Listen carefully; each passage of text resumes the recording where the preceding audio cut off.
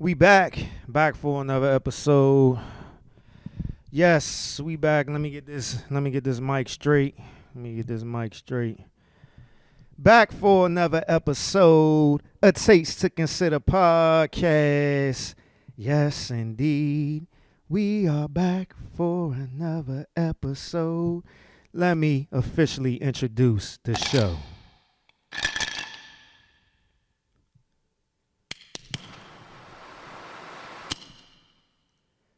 It's a Taste to Consider podcast. I'm your host, Derek Silver, and we back for another episode. Yes, I ain't playing no music at the beginning of this episode. Normally, I play the music at the beginning of the episode, for the streaming, for Spotify, Apple Music, and all that. But Spotify been on that ish, man. They send me a message like every week about old episodes talking about some do you have the permission to use this music. I usually play the music on the intros and stuff like that, and I always just get through the little complaint or alert that they send out, and the music just stays on there. But I'm just tired of doing it. I'm tired of getting the messages, and I'm tired of doing it. But YouTube, y'all don't even have to worry about that. So it is what it is. You can't even play the music on the YouTube. But we back for another episode. I just got finished recording a taste review episode. So make sure you check it out. Appreciate all the support, all the followers, subscribers, all the people who like, share, download, comment, all the people who donated to the Taste Review show, donated bottles, donated money for bottles. You can continue to do that because it's definitely appreciated. So yeah, we back for another episode, and I'm going to get right into it. It's been a couple of weeks since I recorded, and a lot has happened, of course. A lot has happened. A lot of stuff always going on. But I didn't want to, start this episode without, saying rest in peace to Malcolm Jamal Warner. I had that slated when I was going to record after, it came out about his passing. And, some weeks have been gone by, and I know I'm late, with, my condolences and my rest in pieces and all that other stuff. But, I still had to do it. Still have to do it. So I know I had a clip of Malcolm Jamal Warner, and a clip that I came across in the midst of, people posting stuff, and I wanted to play that. So let me pull it up. I'm recording a little freehand right now, so I ain't really got everything together. So let me find that clip. Hopefully I can find it. I got so much stuff in here that I've been saving lately. So I don't even remember where the clip was. And I should have looked that up before. I should have had it ready before I even started recording. So let me see. I probably already passed it, honestly. I probably did, knowing me. Because I got so much stuff in here, and I'm just going and going and going. Saving topics and not recording. I be messing my own self up with that. Just saving topics and not recording and just having a whole bunch of stuff to get through. Yeah, I think I already passed it Let me see. Let me try this one time. But just speaking about Malcolm Jamal Warner, man, like his passing definitely hit a lot of people, that wasn't even related to him, but he felt like he was family because, like just me, I was born in 81. So I grew up watching the Cosby Show. I grew up, seeing Malcolm Jamal Warner's character on the Cosby Show, Theo. And, that resonated, especially for like a lot of black boys, young men and stuff like that. It definitely resonated. His character resonated with us the most because he was the only young black male consistently on that show. The rest, it was just him and a whole bunch of girls, his sisters. And, that was pretty much our first time outside of, our personal lives seeing a black boy on TV, and you related a lot with Theo being a black boy because of you probably went through a lot of the stuff that he went through on the show, getting bad grades in school, being pressed over girls, having a little tension with your dad and stuff like that. It was episodes like that. It just you it was just natural to see yourself in Theo as a black boy. See, I came across one quick clip, but I'm not sure that this one is it. So let me see. I think this one is it. I found both of them, but I don't remember which one I wanted to play first. But both of them is cool though. So let me start with the first one that I saved. I think that's safe enough. The thing about a black boy is you don't necessarily want to beat a black boy. What you want to do is you want to love him so divinely. You want to love him so fiercely that your disappointment will kill him. You want to adore him so much that the last thing he wants to do is disappoint you.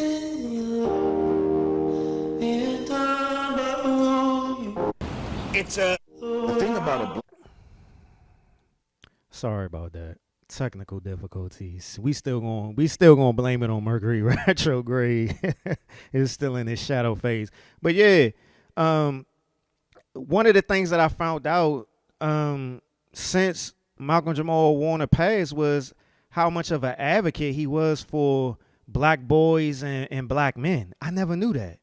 And it's crazy how, if you weren't if you weren't just straight initially just following Malcolm Jamal Warner, you wouldn't notice because, of course, the media ain't going to highlight stuff like that. All the stuff that he was doing with his music, with his poetry, his writing, his advocacy for black boys and black men, you wouldn't even know that. And unless you was following him ever since he left the Cosby Show. And I got to say, I wasn't, and of course, like I said, the media ain't going to highlight that. But even thinking about it, why wasn't black media, black platforms highlighting the work and the artistry that he was doing? And that's one of the things that is just, it pisses me off. But how I shouldn't be surprised because, of course, positivity isn't necessarily popular. You know what I'm saying? It's trendy, but it is not consistent. It's not consistent because it's not popular. And especially when you advocating for black boys and black men, it's definitely not popular, and it's nothing that is going to be highlighted unless it's trending for the moment. And it's just sad because he had a passion. He had a powerful message. And he had a desire to help people who looked like him, and it wasn't highlighted, and it's just sad. And rest in peace to Malcolm Jamal Warner. Condolences to his family, and his wife and his daughter. It's just sad. It's just all the way sad how this happened or whatever. But moving along, I got a little outline. It ain't much of an outline, but let me jump into the Shannon Sharpe stuff, because I did have that on my makeshift outline that I was working on at the time. And here we go. Speaking of black men, you got a black man who just couldn't help himself. Could not help himself. It's estimated that it is estimated $20 million to $30 million that was the settlement that he had with that young white girl that he was having that relationship with.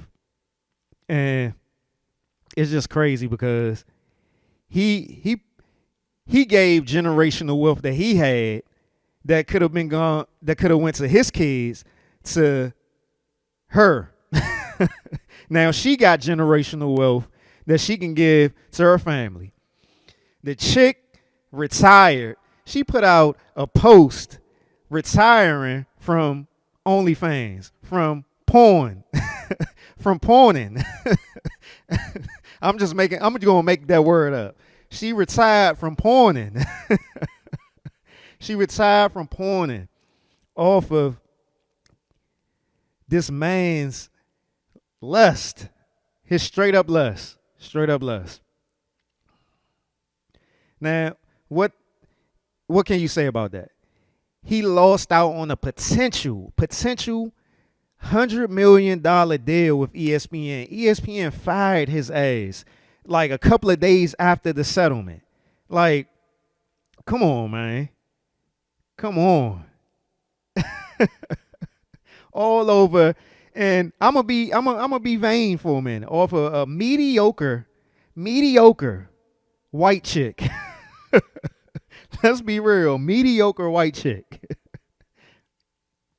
And it's funny just, doing all of the commentary on social media and stuff with this situation, and you just kept saying certain people talk about something. That's what you get for messing with them white girls. That's what you get for messing with them white girls. Now, I get why they saying that, but let's not act like we ain't seen these situations where black women have done the same thing with dudes who can't control themselves with their lust. So it just ain't no white woman thing. Granted, like I've always said, white women are the most dangerous people on the planet. They just are.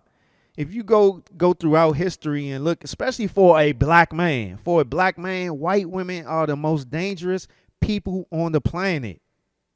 If you go throughout history and look at black men's experiences with white women, it has always been a terrible situation. Whether it has cost black men their life, black boys' lives, messed you up financially, career-wise, whatever. White women have destroyed whole towns with just their mouths. Like, man, I don't know. I don't really know what's the main lesson in it. Don't mess with white women, or don't get caught up into your lust. And why is you messing with these young girls anyway? Leave them hoes alone. And then you messing with chicks that have already shown that they will sell themselves, compromise themselves for money. So what do you think their motive is by messing with you when you got money? Their motive ain't because they like you or because they want to marry you. They want to, be in love with you. No, they after that money. You already chose to mess with a chick who was porning. And you thought that you was in control of the situation because, you owed or whatever your thoughts was. I don't even want to speculate, but it didn't work out for you. It didn't work out for you, bro. And it's sad. Good thing his life isn't over with those allegations that came. He still got certain platforms that he's still, on where he can make money. His podcast, and I think he got another show. I forgot. I know he got the one with Chad Ochocinco. And I feel like he got another one. But anyway, he can still make money off of that, He's still making he do got two shows. He got the joint with Chad Ochocinco and the joint that I forgot the name of it, but the joint when he be doing the interviews with comedians and stuff like that. So he got his shows, but man, you missed out on a potential $100 million deal with ESPN, but I believe he'll bounce back. He'll bounce back because he's very talented. He can talk football. I mean, his credentials speak for themselves. So it's just a matter of time, how long he got to sit in that hole, Or if you just want to just go to independent, just go independent, make your own sports show. I mean, you already got 2 shows already. It don't take a lot to get that going. Football season about to start. You can just prop that camera up, change the scenery, and start talking, you know what I'm saying? Start talking about that football, and then it's going to be successful because people want to hear what he got to say. He's seasoned in his craft and stuff, so they'll come knocking again, of course. It's just a matter of when. But hey, these days, this cancel culture stuff is just ridiculous. And it's just gonna keep riding that way as long as Bama's keep getting caught up. But shout out to Shannon Sharpe, Now speaking, we had another death, a celebrity death, and that was Hulk Hogan. And when I initially heard about, Hulk Hogan dying, I would be honest, it didn't move me or anything like that. And I had conversations with people who felt the same way that I felt, and some people that just looked at it like you shouldn't look at it like that way. Somebody still died, and that's fine. You know what I'm saying? I get it, but it's hard for me to have sympathy for somebody who was openly racist. It really is. It's hard for me to have sympathy for somebody who's openly racist. His own daughter ain't want to have nothing to do with him because he was openly racist, And just because somebody died don't mean you can't call out the facts. And the facts is, while you was here, you was racist. It's just as simple as that. Burp number 1. It's just as simple as that. You was racist. Burp number 2. Burp number 3. And what's sad about it is, you know what I'm saying? The way I look at it is, obviously you was this way for a while. And the fact that, you was around black people in the sport of wrestling, and you had all these wrestling fans who were black and stuff like that. Shit, at that time when I was younger, at a certain point in time, I was a fan of Hulk Hogan, when I did watch the WWF for a little while, but eventually I moved over to the WCW and became a Sting fan, so I ain't really care about Hulk Hogan like that. But he did come over to the WCW, and that was cool. But yeah, once all that racist stuff came out, hey, I look at it like, bruh, yeah, it's over with. And honestly, the way that I look at it, and I say this a lot to certain people, but I'm just going to openly, I don't know if I ever said it on the podcast before. I look at it like, you can't trust white people because you can't trust them. You can't trust them because it's in their I feel like it's in their DNA, it's in their bones, it's in their genes, that if shit hit the fan, if they're around black people or whatever, they always going to have it in the back of their mind, some type of racist or prejudiced thought about a black person. And as soon as it's confirmed to them, then that true nature or that, what's in the back of their mind is going to come out. So I got to be honest. I don't trust a lot of white people. I just don't. Because I feel like, is innately inside of them, just like it's inside of us, for us to look at it like, what I'm saying, this is what white people have done to us for centuries. So it's in the back of our mind, just like with black people dealing with police. It's in the back of our mind that we got to be leery of the police. So in the back of my mind, I got to be leery of white people, because you never know how it's going to come out. If something is, if some type of stigma or stereotype or something is just if they get some type of confirmation of some type of stereotype or some stigma or something that they heard or something comes out, then their true nature gonna come out. That's just how I look at it. And I know I'm the type of person, I've talked about this plenty of times before, that I'm I can be on the defense and I can be, you know what I'm saying, I got my antennas up at all moments, and when it comes to that, I'll be having my antennas up. it's just it's just yeah, it is what it is. I don't apologize for it. I feel like I have the right to feel that way, based off of my experiences and based off of past history and stuff. That's just how it is. It's sad. And damn, it was something that I wanted to. It was something that I kept hearing about this Hulk Hogan situation. Like it was a lot of people apologizing for his racist comments and his racist behavior, and it had me thinking about that time that I went to Mount Vernon, when I went to George Washington's mansion and did that tour and stuff like that.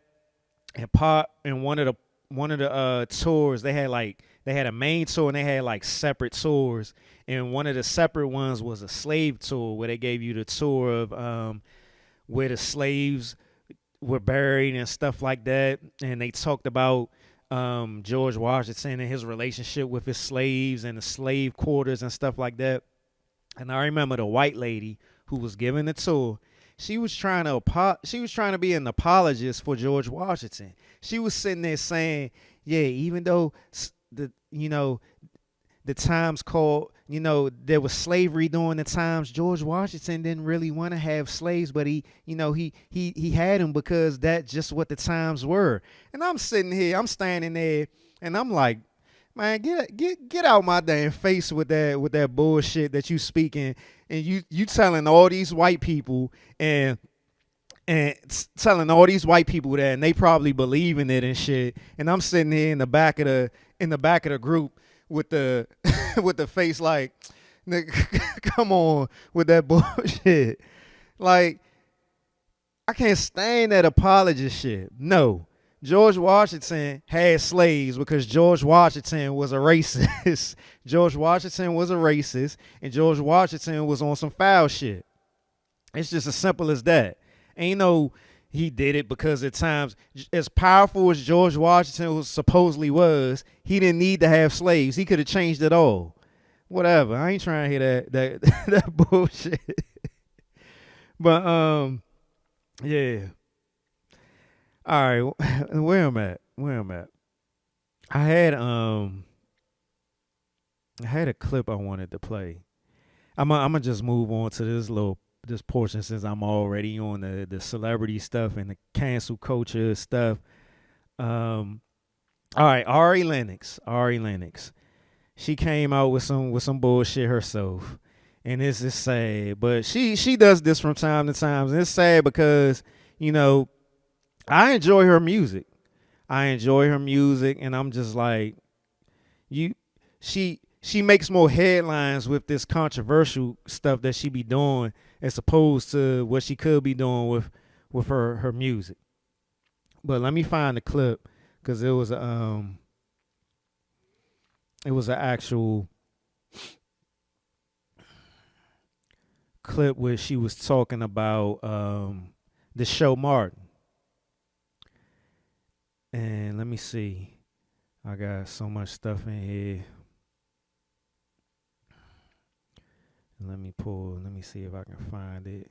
I think I already passed it. I'm gonna get it together. So the next few episodes I can have, I gotta get back to my old ways of how I used to do the show with my outline and saving my clips and stuff like that. But I honestly been trying to, play around with some things and see what works best for me. But obviously, these other ways ain't working the way that I like, because I'm so structured. I like to be so structured with my stuff, especially when doing stuff like this. So I gotta go back to my old ways. But I ain't gonna lie. The old way is time consuming. Saving clips and putting clips together, re-recording stuff, and but I gotta do it, and I gotta make my time for it. I gotta stop being lazy. All right, here we go. Here we go. The clip right here. Ari Lennox talking about um the Martin show. So let me pull it up. There we go. All right. Martin was how much he would go on Pam. Like, I know, like, and this is coming from a girl who I love me a good, like, joking ass movie, and even when the joking movie is like, damn, like, that was fucked up, like, I'm not like too woke or something is what I'm trying to say. Like, I'm honestly not, I'm problematic. I'm pretty problematic, low key. But my point is that there are some things where I draw the line and it just bothered me. Or like, I don't know, it's like, Pam was so fucking beautiful and so fine. And I just feel like growing up as a chocolate girl, like, I don't even know if I was able to understand the greatness of Pam because of the light that I feel like fed. You know what I'm saying? The thing that pissed me off about how much he would go on Pam. Like, of just like always going on Pam. Always, like, that's all I remember. And I didn't like that. But like, so I feel conflicted because while I feel like this show is incredible and I feel like Martin is a legendary show and all of the actors and Tommy and like everybody, like legendary, amazing, like I adore them all, like you have no idea. And I adore Martin, like I adore him. It just would piss me off, like the joking on Pam. I just didn't like that, like I always kind of feel a way about that. Like, of just Yeah. So that was the clip.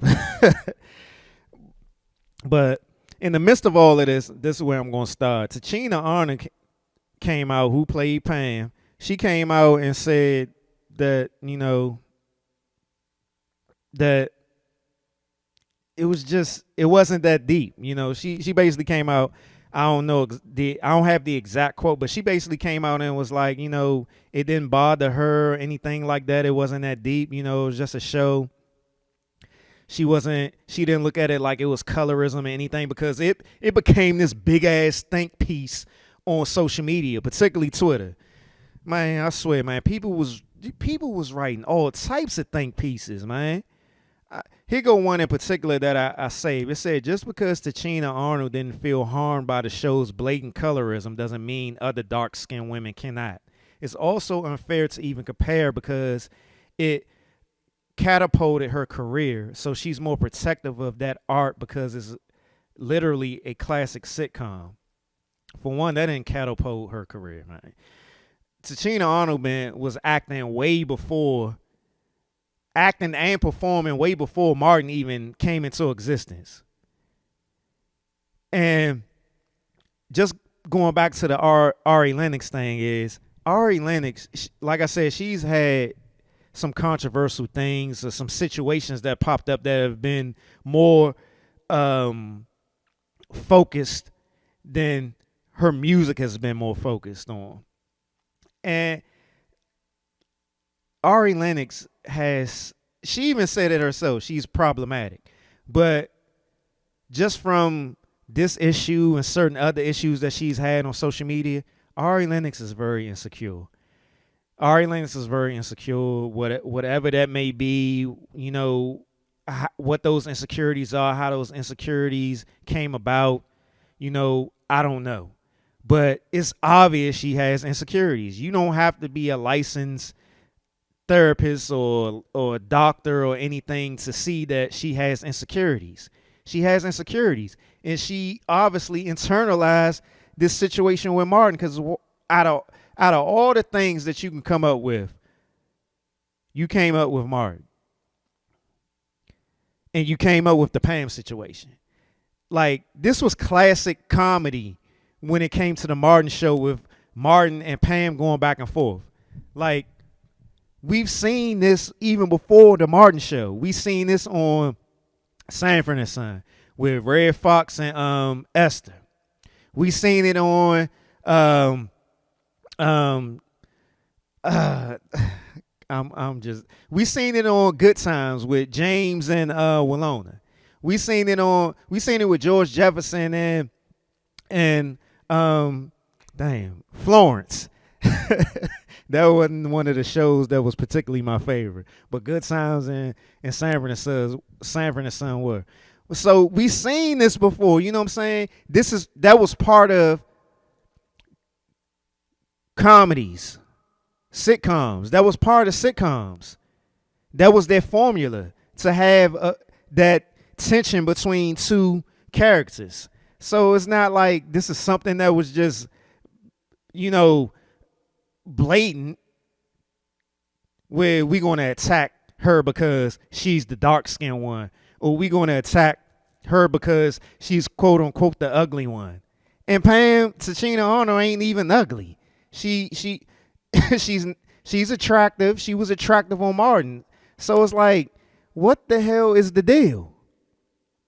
What the hell is the deal? People on social media talking about he made all them jokes about her hair and all that other stuff, so that's blatant colorism and stuff like that. I'm just like, bro, y'all just pick anything. Like, it's so many sensitive, and I hate to say this. I hate to use that term and just to say that, because I just hate this. I hate to use the term. There's so many sensitive people out here, but today, the more and more the years go by, the more and more sensitive people are becoming. And it's like everybody is getting offended about everything. It's like everybody got a think piece for everything. People just can't just shut up and just enjoy something. Everything has to have some type of opinion. It's just so many people out here internalizing things. And this is coming from a person who has lived a life of internalizing stuff. So I can see it when it's happening. But to the degree that it's happening, I'm just like, bro, it ain't that it ain't that deep. It just ain't that deep. It's not that deep. But the thing about it is, so many people with these think pieces, they try to, you know what I'm saying? Everybody want to be just so smart. Everybody want to be so intelligent behind these think pieces and think that because you using these big terms and these big words and stuff like that, that it's supposed to, that your analysis or your opinion of a situation, whether it be colorism or racism or politics or whatever the hell it is, that it's true. Because just because you using these big terms, these big words or whatever, don't mean you sounding intelligent. Because a lot of that shit be sounding dumb as hell. Just straight dumb as hell. But people try to mask their stuff behind quote unquote education and stuff like that. But I mean, and even on I always say, I said Good Times. I said Good Times because I did save some pictures of shows that remind me. Sanford and Son. I got Sanford and Son up here. I got Good Times. I even got Living Single up here with what's his name? Kyle and Maxine. Kyle and Maxine. They was both dark skinned. They was both dark skinned. So how's it, you know what I'm saying? Come on now. This just banter. This is just comedy. And then when you think about it, like people sitting there with all these think pieces and all that other stuff about Pam, but why they wasn't saying none of that stuff when it came to Shanae, Shanae's character, when people was going on her and stuff like that. Even though we know that's Martin, but it was supposed to be depicted as a woman. And come on, we already know that Martin as Shanae was not attractive. She was ghetto as hell. She was like if you wanted to talk about some colorism or some prejudice off of a character on Martin, that's the one you should have been looking at, Shanae as, with the way she was dressing, the way she was talking, All of that, even her friends and stuff. But you gotta stop. People gotta stop over analyzing entertainment. You know what I'm saying? It's not even. It's just a fucking show. Like, I get it. Sometimes you get caught up in. You be watching the show. You be like, damn, why don't go in the room? Why you do that? You know what I'm saying? I get it. Sometimes you get so caught up into a movie or a show that you think it's real life. So you internalize it and you start analyzing it. But over analyzing it to the point where you calling out racism and colorism and think and having think pieces and shit like that. Come on, man. It's just too much. Just enjoy it. Enjoy it or don't watch it. But it seemed like a lot of times people just, just want to be mad and angry about something. And then when you think about it with the Martin Jones, Shanae and Pam used to go at it all the time. And it was the same damn jokes. Shanae was saying the same jokes to Pam and vice versa. So, like, come on now. People just making stuff up, man. People just making stuff up. Oh my goodness. All right. Let me see where I'm at. I had some other stuff on this on this outline. Let me see. I know one thing I had on this outline was the fact. Let me see if I can find the exact post so I can read that joint. Oh yeah, here you go. Right, it says Venmo, PayPal users can now send money to the U.S. government to help pay down the $36.7 trillion national debt. I saw that shit and I'm like, bruh, so what the hell is our taxes for?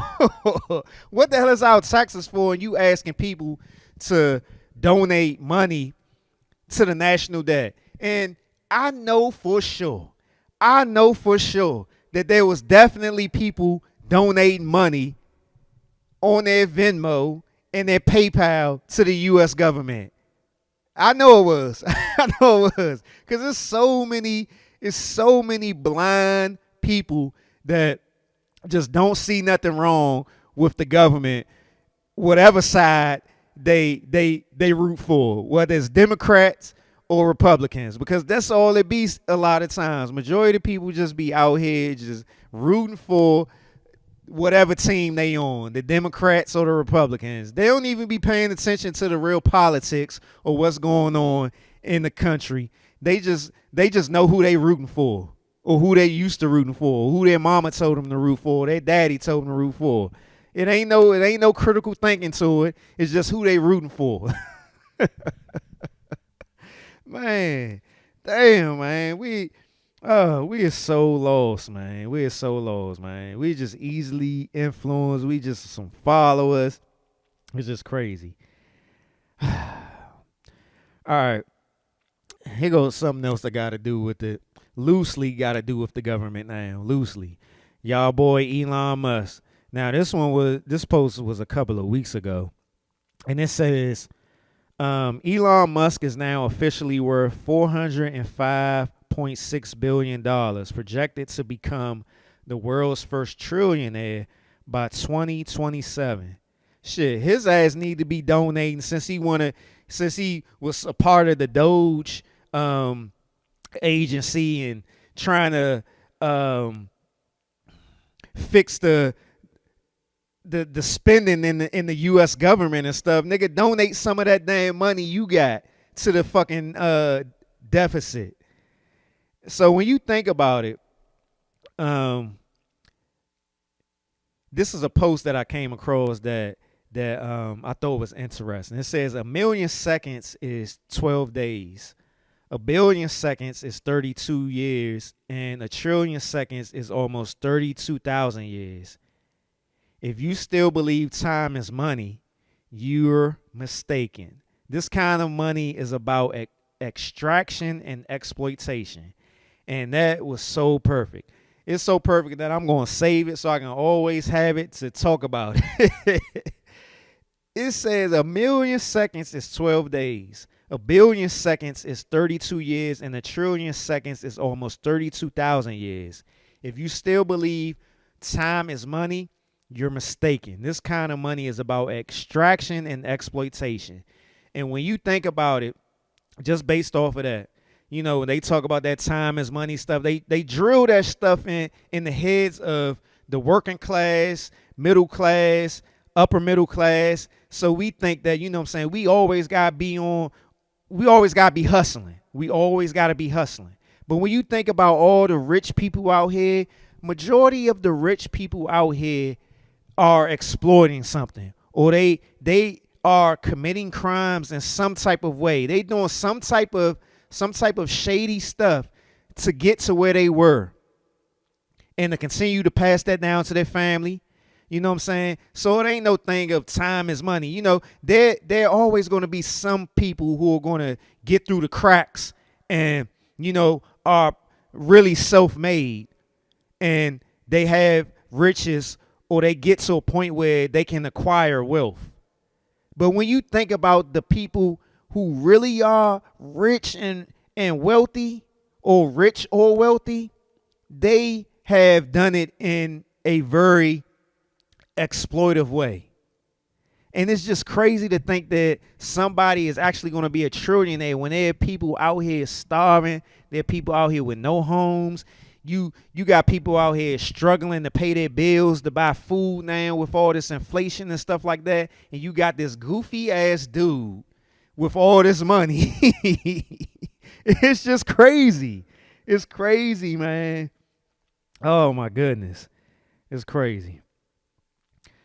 All right, let me see if I can find this other stuff, because I had two particular topics on this makeshift outline that I wanted to talk about, and I don't know where they are, but I gotta try to find them. I need to find them because I really wanted to talk about them. I really wanted to talk about them. Let me see. Damn, I might not be able to find them, so I might have to, I might have to pivot. All right, let me see what they say. Let me see, do you have,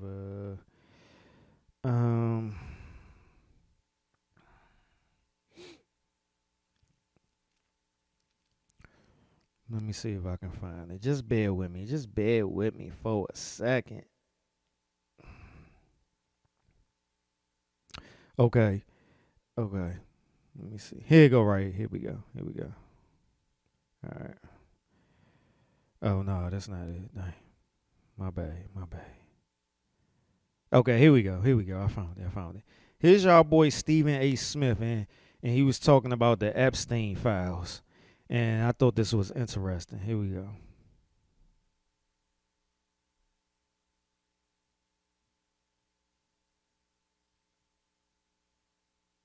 In an uproar off the Epstein list? That's all you've got?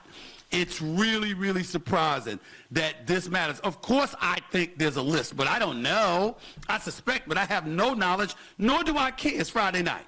I'm getting ready to go out and enjoy myself. I'm getting ready to have a nice weekend. I can give a damn about the Epstein client list. It has no effect on me whatsoever. I have a life. I don't understand for the life of me why this matters so much to these. I'm talking about people losing it. They're crying on camera. They're talking about resignations. They're pissed off about everything. I'm like, really? With all the stuff going on in this country, with all the power that you possess because of the cachet and the influence you have because of your connection to this administration, that's why you upset at Trump. I didn't blame Trump one bit for looking at them and saying, really? That really matters to you? That's really that important? Now, maybe he had a different reason for saying it, trying to be evasive or whatever. I don't know. But I do know this. In the grand scheme of things, it ain't going to affect the lives of over 200 to 300 million Americans. I think we'll be So that's fine. I'm gonna stop the clip. It was only like 10 seconds left. But what I find interesting about Stephen A. Smith saying that, because a lot of other people have said the same thing or whatever, and I find it interesting because, like,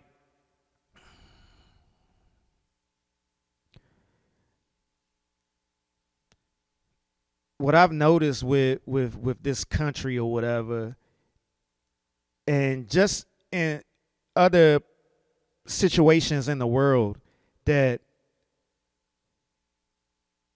people are so quick to protect pedophiles. We seen it with the Catholic Church.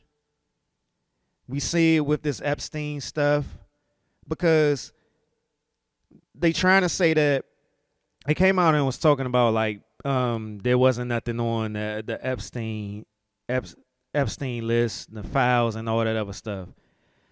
But we've seen countless documentaries even before he died, around the time when he got arrested and stuff like that. We've seen countless documentaries made where they had witnesses and everything saying how young witnesses and victims saying that they were molested and by Epstein. They were molested by people and associates and friends of Epstein.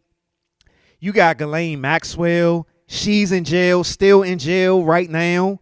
So if there wasn't anything on those Epstein files or the Epstein list, if none of that was true, why is she still in jail? Because she was basically his right hand, his quote unquote madam that was, facilitating all this stuff like that, And I find it interesting how it is so much protection around pedophilia, pedophiles. And when these allegations happen, it's always with high level people or high level organizations. Just let it go. And it's been talked when it comes to these Epstein files and stuff like that, that if the true information came out, that it would literally level the country and the world with the names and the evidence that's in these files and the names and stuff that's on this list.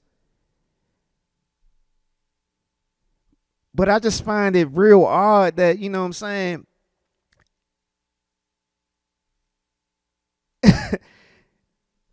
that we just let this shit go. We let this pedophilia, we let these pedophiles, we let this sex trafficking stuff just go. And I don't know how to explain. I don't know how to go further into my disdain for these this situation and other situations that have came out that is just like that. This pedophile stuff. Like, we know it to be true. Like with the Catholic Church and situations, we've seen plenty of situations happen with this pedophilia stuff. So it's not it's not a conspiracy theory at this point. Like, we know that people, high-ranking people, participate in pedophilia. It's too many instances that say that this stuff is going on, that is true. But us as the normal people, I don't know how to describe us, the regular people, the regular citizens, the regular people in the world, that we just let this stuff go. We continue to let these things go. We don't ask any questions. We have our little outrage, our selective outrage, and then we just get over it when some other story comes out. We just so docile. We just so weak. We followers. We just let shit go. I don't get it. I don't get it. It's just weird to me.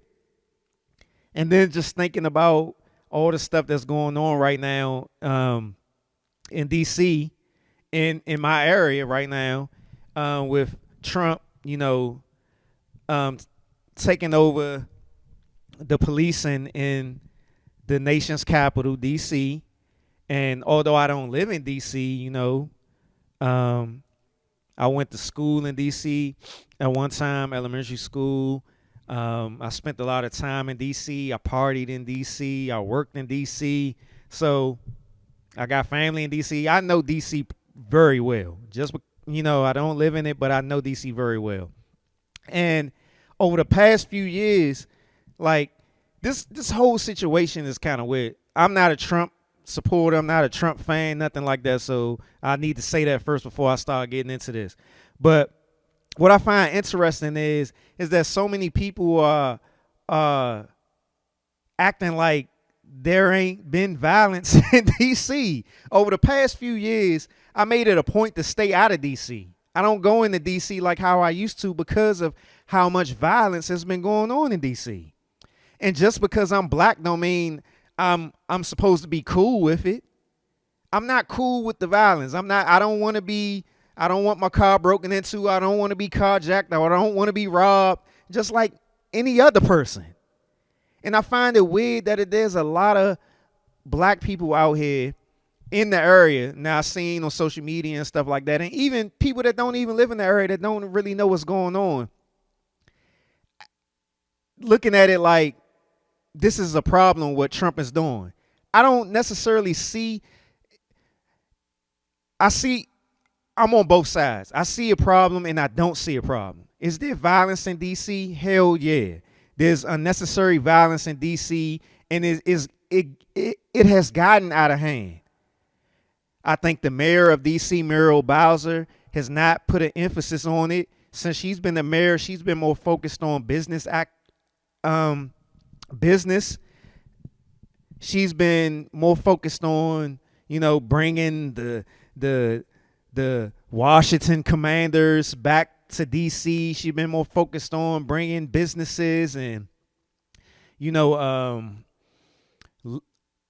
high-rise buildings, apartments, and DC's been real. It's been real gentrified lately over the past few years since Muriel Bowser been in place. And I don't necessarily see nothing wrong with, elevating the city to some degree. But when you get to the point of gentrifying people, pushing people out of the area and stuff like that, I do have a problem with that.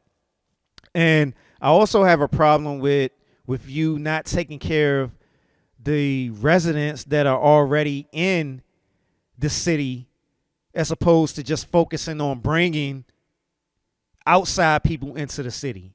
Like when Marion Barry was the mayor, and I just had this conversation with my dad or whatever, how, Muriel Bowser, she's not doing a good job. One of the reasons with this violence is because these kids have nothing to do. Because it's a lot of young people who are committing these crimes. They are. There's kids doing this stuff. Preteens, teenagers, young adults are doing the crimes in DC.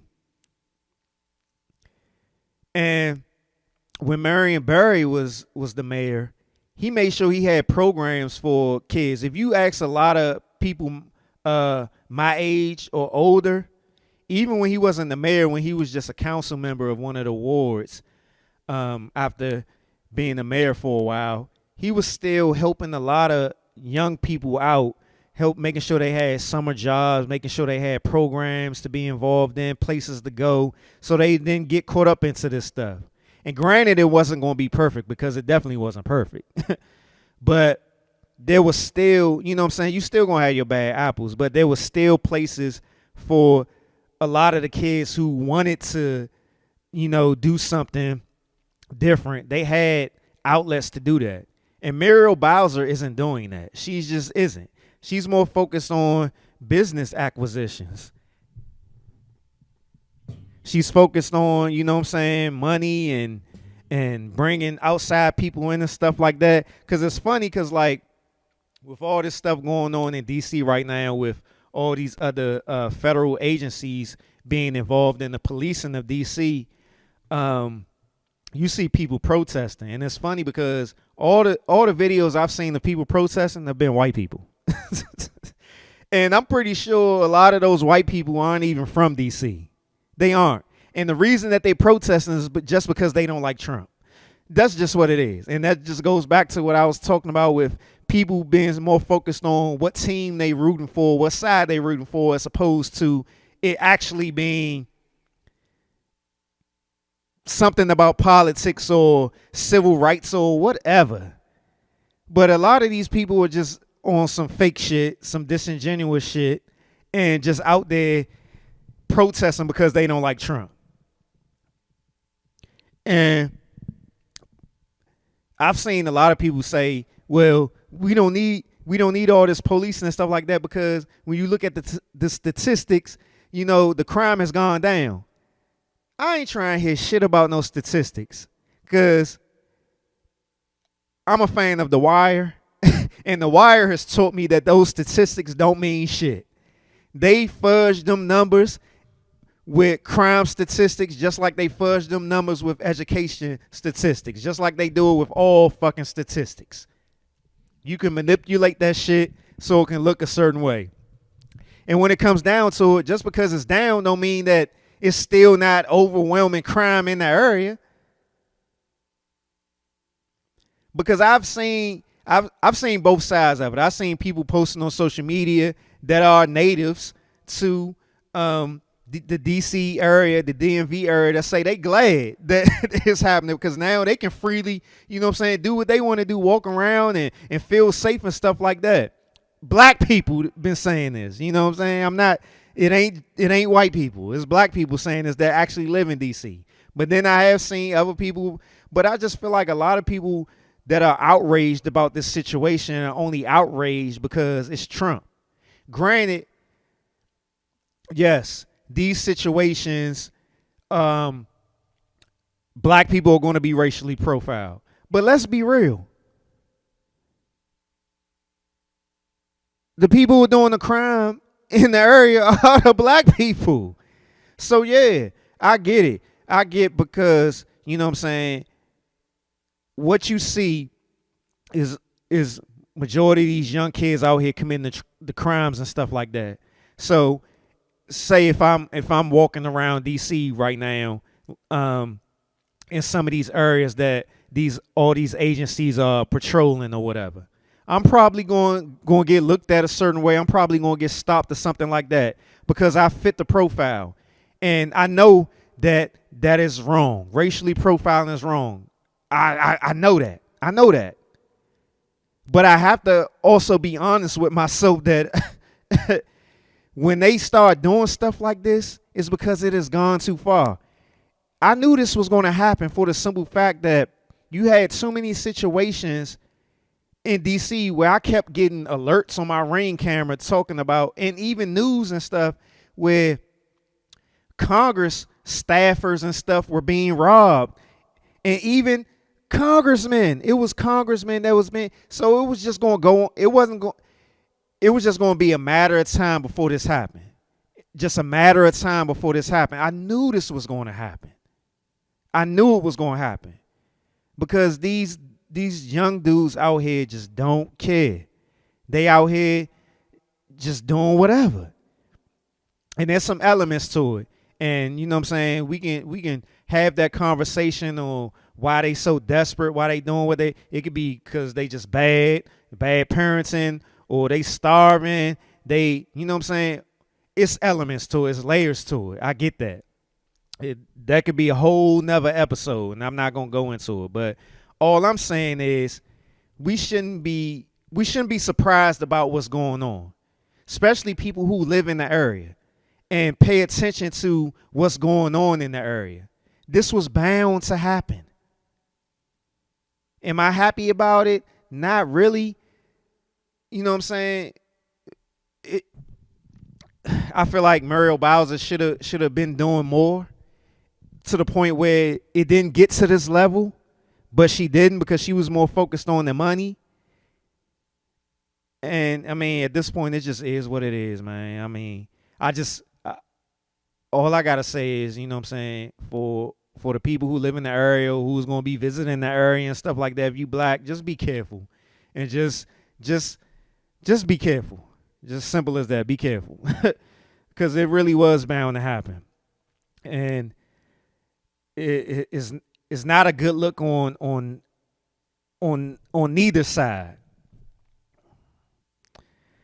But I'm going to end it here because I didn't have my outline straight and everything together like I used to, and I don't want to keep rambling and trying to find clips and stuff.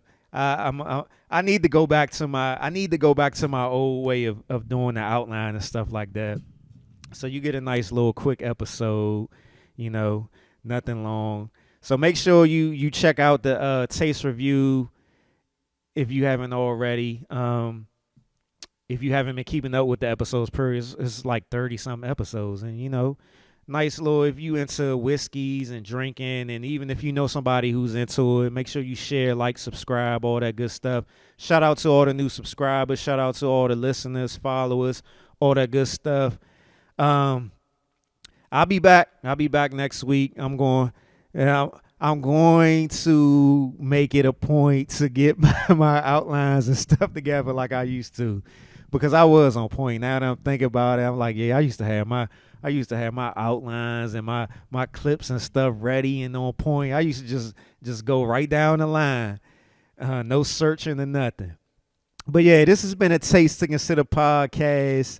I'm your host, Derek Silver, and I am out.